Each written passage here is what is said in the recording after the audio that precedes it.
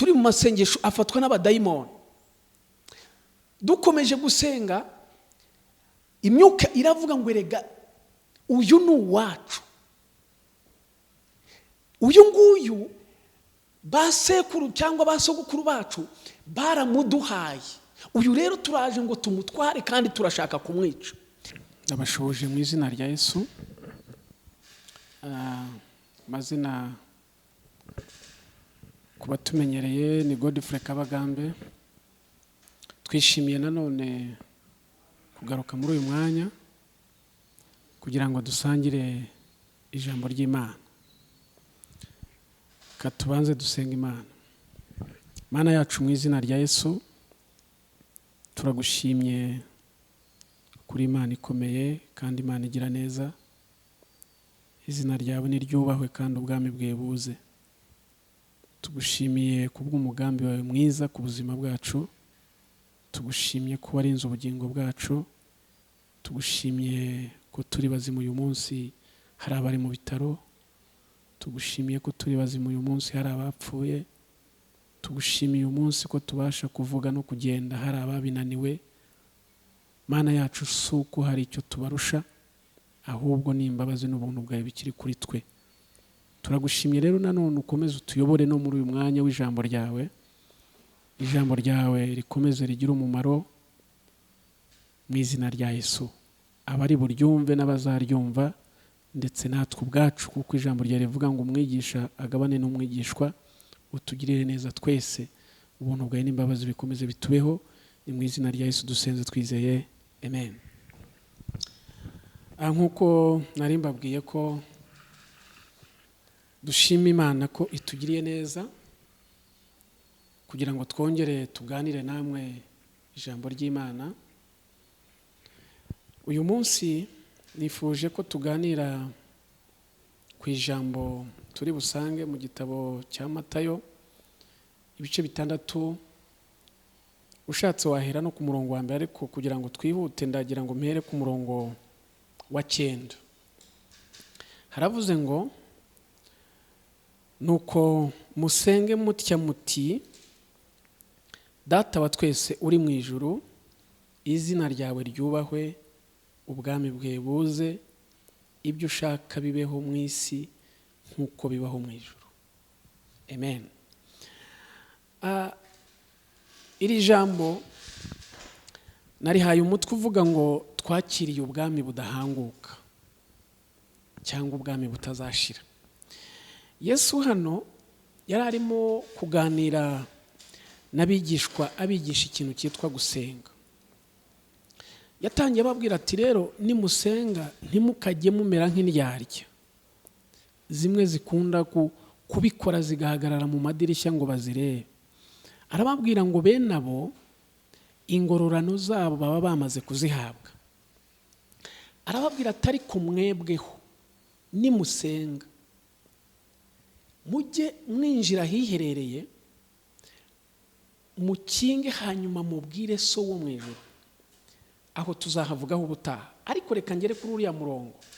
Arababwira icyitonderwa ati nimusenga, umunsi mwagiriwe amahirwe mugasenga, umunsi mwagiriwe amahirwe yo kujya imbere y'Imana musenga, mujye muvuga ngo Data wa twese uri mu ijuru, izina ryawe ryubahwe, ubwami bwawe buze.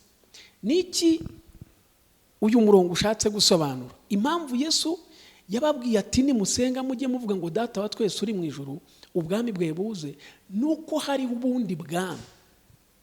Mu gihe udasobanuye ubwami urimo kubwira, hari ubundi bwami. Yesu ashimwe cyane. Nagira ngo nange nk'urugero, aho twavukiye cyangwa ba data ibyo bakuriyemo, hari abakuriye mu guterekera, hari abakuriye mu barangi. Ubwami, mu yandi magambo, ubwami buba buyobowe n'umwami. Abami rero bari mu bwoko butandukanye. Urugero, nigeze kubona ahantu twakuriye batubwira ngo kwa runaka, sinshatse kumuvuga izina, bati bo bakoresha Bibiliya, barasenga, ariko basenga ubwami bw'umwijima, basenga barangi. Bisobanuye baramutse bahagaze mu bantu benshi bakavuga ngo mwami, ntabwo ushobora gusobanukirwa uwo muntu avuze uwuhe mwami. Yesu ashimwe cyane. Yesu arimo kubwira rero yigishaga gusenga, arababwira ngo mujye muvuga ngo data wa twese uri mu ijuru, ubwami bwawe buze. Bisobanuye ngo icyo gihe uwo mwami twakiriye tuzaba tumutandukanije n'abandi bami bose. Kuri iyo ngingo nagira ngo mbamenyeshe abadukurikiye n'abazadukurikira, nuko ubwami bwose bugira umwami, ubwami bwose bugira amabwiriza, bugira amategeko, kandi ubwami bwose bukurikirana umunyamuryango w'ubwo bwami. Yesu ashimwe cyane. Haleluya. Iyo bavuze umwami yamaze gukora icyo bita kwima, mu yandi magambo ku batazi ikinyarwanda cya kera, umwami yamaze kujya ku ngoma, icyo gihe baravuga ngo umwami yimye. Bishatse kuvuga iki? Umwami kwima nuko aba afite uburenganzira kubo abereye umwami. Iyo umwami yagutanze aba kwikuyeho icyo gihe. Reka dukoreshe mu gihe cya cyami hambere, iyo umwami yabaga ariho yashoboraga kugutanga bakakwica. Mu yandi magambo yabaga amaze kukwikuramo.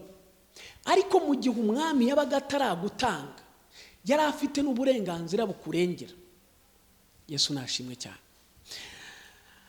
Rero iyi ngingo navuze ngo twakiriye ubwami butazahanguka, ubu bwami twakiriye ni ubuhe? Ndavugana n'abantu bakiriye umwami wacu Yesu. Twakiriye ubwami butazashira. Mu yandi magambo, ubu bwami twakiriye bufite uburenganzira budukurikirana, bufite uburenganzira buturinda, bufite uburenganzira bugendana natwe, bufite uburenganzira budufinansa mu gihe tudafite support ihagije. Yesu ashimwe cyane. Ndagira ngo nkubaze wowe unkurikiye cyangwa wowe uzankurikira, wakiriye ubuhe bwami? Niba warakiriye ubwami bwa Kristo umwami wacu Yesu, umwe wapfuye akazuka, akaba yicaye iburyo bw'Imana isumba byose, akaba dutegereje ko ku munsi wa marayika w'impanda y'Imana natwe tuzamusanganira mu kirere. Nagira ngo nkumenyeshe, nkugezeho inkuru y'ihumure, twakiriye ubwami butazashira. Yesu ashimwe cyane. Ubu bwami nagira ngo nkubwire, hambere twigeze kumvaho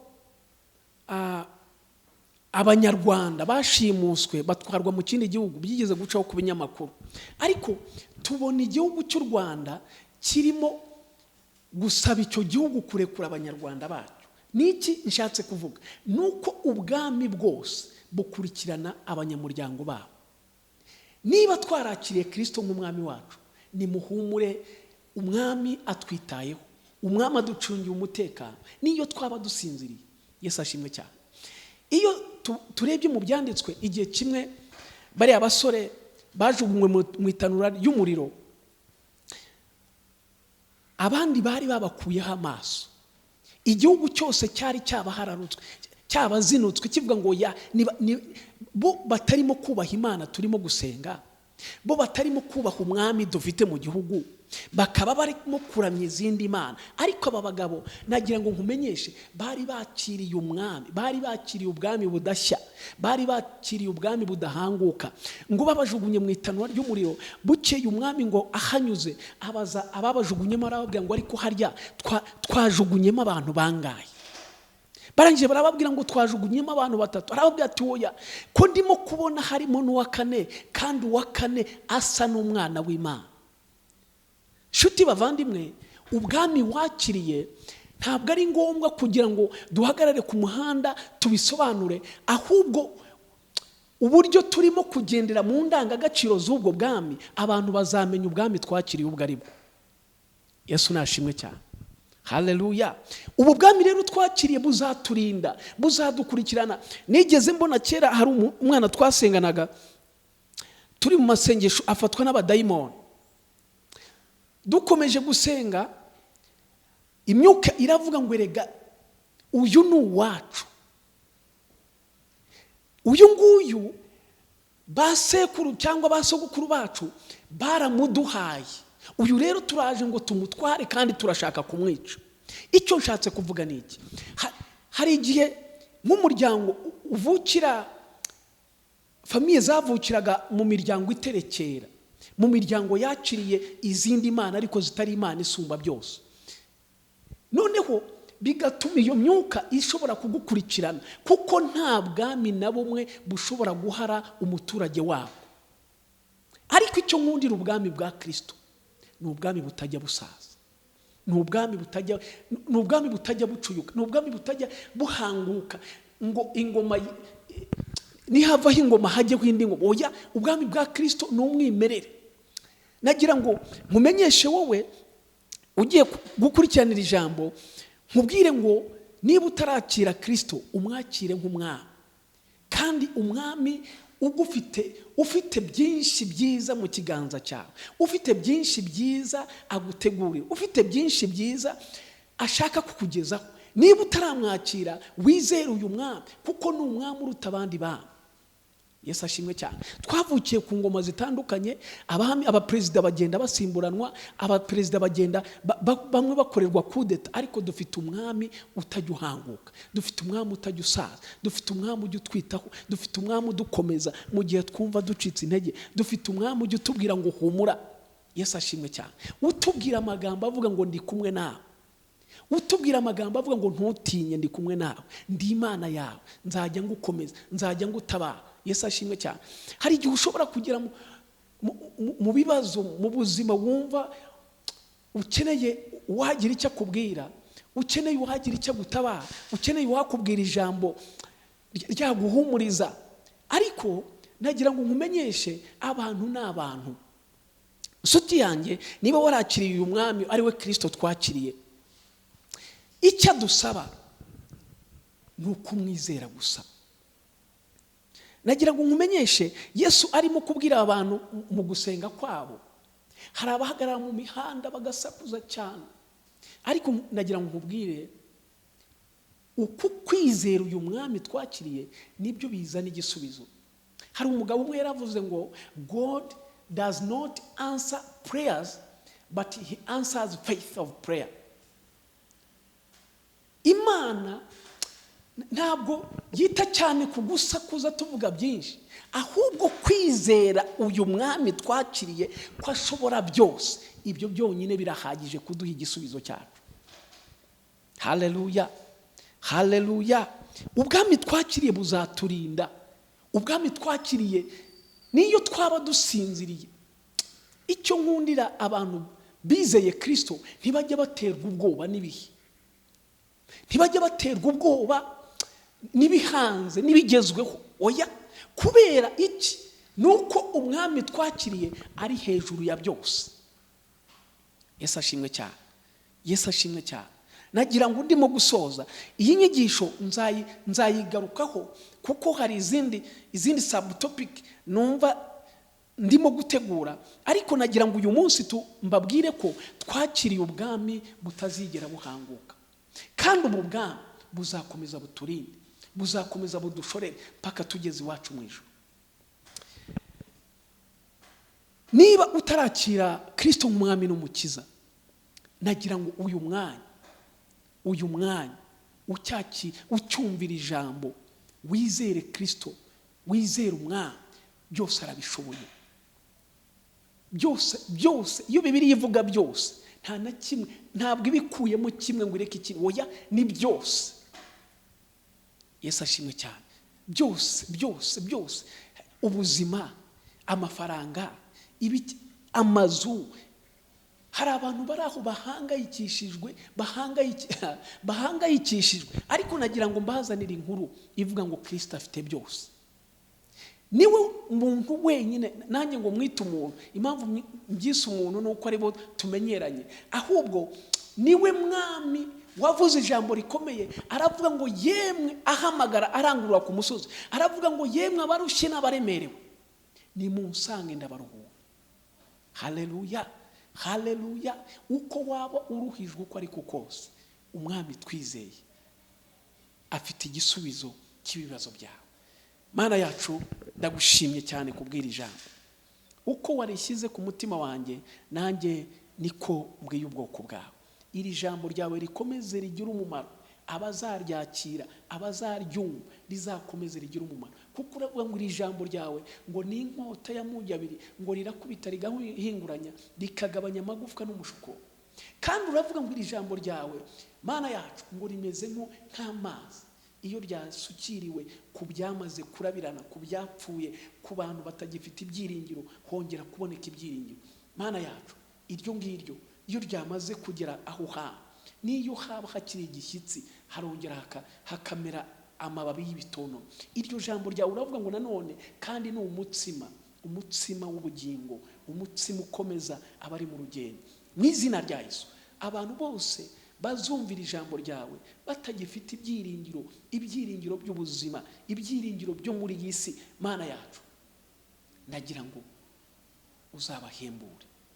Icyubahiro gikomeze kuba icyawe none n'iteka ryose mu izina rya Yesu. Amen.